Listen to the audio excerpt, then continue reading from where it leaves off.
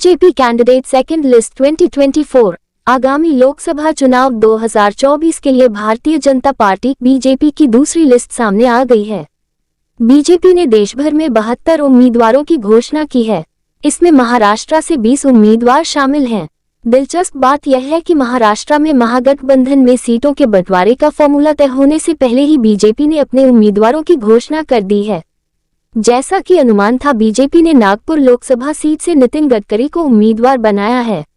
वहीं बीजेपी ने केंद्रीय मंत्री पीयूष गोयल को महाराष्ट्र के मुंबई उत्तर लोकसभा क्षेत्र से उम्मीदवार बनाया है।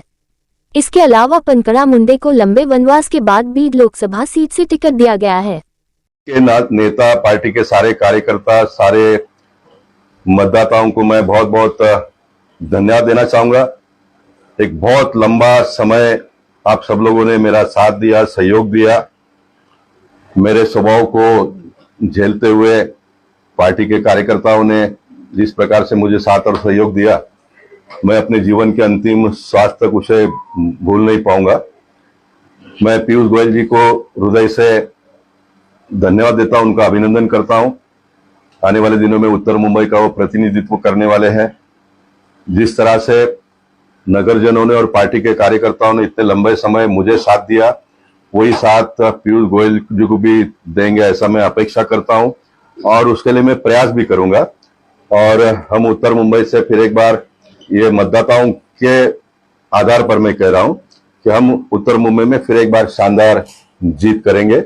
और मोदी जी जिस प्रकार से देश को आगे बढ़ा रहे हैं, पूरे दुनिया में भारत देश का नाम गौरव हो रहा है, तो ऐसे समय पर उत्तर मुंबई का एक प्रतिनिधि पार्लियामेंट में काम करे, ये हम सबका मनोमन इच्छा है।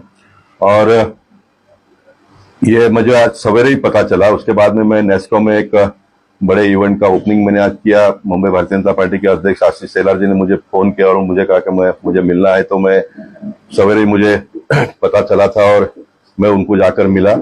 और आज शाम को मैं 6:30 बजे मलाड में एक इंद्रायणी 3 चौक का भूमि पूजन करके आया हूं। कल सवेरे भी मैं लोगों का कामकाज यहाँ पर करने के लिए बैठूंगा। मैं मेंबर ऑफ पार्लियामेंट आने वाले दिनों में नहीं रहूंगा, लेकिन भारतीय जनता पार्टी का और लोगों का सेवक और कार्यकर्ता के रूप में मैं हमेशा काम करते रहूंगा। और मेरे पार्टी के कार्यकर्ताओं ने और मतदाताओं ने इस बात की कोई शंका और चिंता करने की आवश्यकता नहीं है। मेंबर ऑफ पार्लियामेंट न होते हुए भी लोगों को मैं किस तरह से मदद रूप हो सकूंगा, ये मैं आने वाले दिनों में उसको करके बताऊंगा। सिर्फ जो फंड मिलता है वो फंड नहीं मिलेगा, लेकिन उसकी भी व्यवस्था मैं खड़ी करूंगा। मतलब कोई भी काम रुकेगा नहीं, उसकी आवश्यकता नहीं पड़ेगी, क्योंकि उत्तर मुंबई में हमारे इतने विधायक है, सारे एक्टिव विधायक है, सारे लोग अच्छा काम करते हैं, इतने सारे हमारे नगर सेवक है। और काम की चिंता बिल्कुल कोई भी नगरजन करे नहीं, पहले जैसे ही काम होता रहेगा। और कहीं ना कहीं तो किसी को रुकना है, तो मुझे पार्टी ने सही समय पर रोका, इसका मुझे बड़ा आनंद हो रहा है और मैं बहुत सुकून महसूस कर रहा हूं। उसका कारण एक ये है कि अब इस बार में अगर मैं लड़ भी लेता तो पार्टी के कार्यकर्ताओं को और नगरजनों को ये मालूम होता कि ये लास्ट है करके, तो जो उसका ग्रेस जो होता था, जो 33 साल लोगों ने जो मुझे प्रेम दिया, उसमें कहीं पर भी मुझे थोड़ा भी अगर कमी दिखाई दी तो मैं अपने आप में टूट जाता था।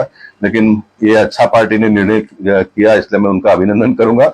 और मैं पहले जैसे ही नहीं तो पहले से अधिक रफ्तार से आने वाले दिनों में काम करूंगा, क्योंकि मैं एक तनाव से मुक्त हो रहा हूं इन दिनों में। क्योंकि जनता के कुछ इस प्रकार के मुद्दे होते थे, मसले होते थे, जो मैं बहुत खुलकर नहीं बताता था, और मेरे पार्टी के कुछ नेताओं को और कार्यकर्ताओं को बुरा भी लगता था, लेकिन मैं करता था हमेशा, क्योंकि मैं मानता हूं कि लोगों की समस्या और मेरी समस्या है। लोगों का समस्या का समाधान हम ढूंढ नहीं पाए तुरंत, तो उसमें कोई दिक्कत नहीं है, लेकिन लोगों को ये तो पता होना चाहिए कि मेरे जनप्रतिनिधि को मेरी जो समस्या है उसकी जानकारी है और उसके लिए वो प्रयास कर रहे हैं, तो लोग जिएंगे उसके आधार पर। इसलिए वही मैं करता रहूंगा। मैं आने वाले दिनों में बहुत सारे खुलकर कुछ बातों को कहने का प्रयास करूंगा, लेकिन ये 2 महीना जो है चुनाव का, वो बहुत शांत ढंग से हम चुनाव के मैदान में उतरेंगे। कल पीयूष गोयल जी 6:30 बजे सिद्धिविनायक गणपति बापा का दर्शन लेकर बोरेली स्टेशन पर ट्रेन से आने वाले, मुझे उन्होंने फोन करके बताया। हम उनका स्वागत करेंगे कल शाम को, और एक मीटिंग भी तय हुआ है, सारे कार्यकर्ता मिलकर फिर आगे की रूपरेखा हम बनाएंगे। मैं फिर एक बार पार्टी के कार्यकर्ताओं को और मुझे चाहने वाले लोगों से इतना ही कहूंगा कि जितना हिम्मत मैंने अपने राजनीतिक सामाजिक जीवन में बताकर काम किया, उतने ही हिम्मत से आप लोग भी इस निर्णय को स्वीकारें, ये मुझे आप सबको हाथ जोड़कर निवेदन करना है।